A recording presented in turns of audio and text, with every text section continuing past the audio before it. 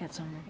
At a fundraiser over the weekend, the president began his remarks by talking about Israel. He said, Israel said it's up to Hamas. If they wanted to do it, we could end it tomorrow. It all has to do. And then he cut himself off and said, I shouldn't get into all of this.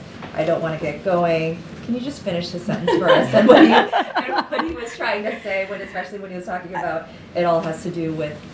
Look, I'm obviously, as I say often, certainly going to let the president speak for himself. But he didn't finish speaking. I know, but I look, I think obviously Jake Sullivan, the National Security Advisor, came here and gave a very good and detailed, in-depth laydown of where we are, and it's very much where the president is.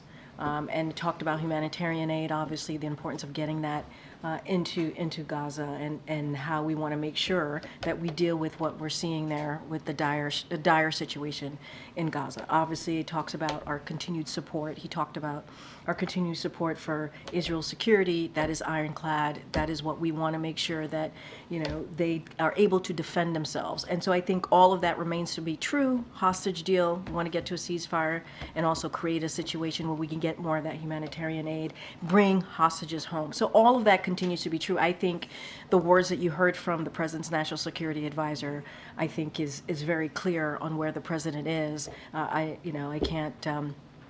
can't speak beyond that. And I think the president started out saying what was on his mind, but more broadly, where we are with the situation in Gaza and Israel has been very clear, and we want to continue to lay that out. That is one of the reasons that Jay came out here.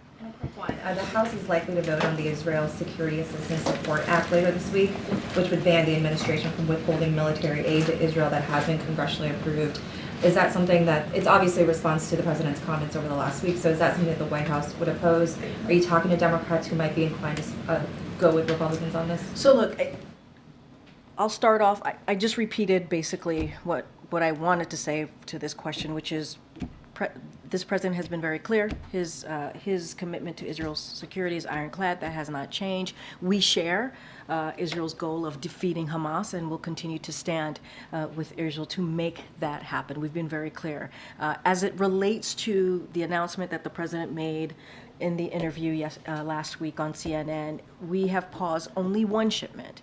That includes 2,000 pounds bombs, which can be very destructive in densely populated urban environments, such as Rafah. You heard, obviously, Jake just speak to this. And then so regarding this bill, as you just asked me about, Sungmin, we strongly oppose attempts to constrain the president's ability to deploy U.S. security assistance consistent with U.S. foreign policy and national security objectives.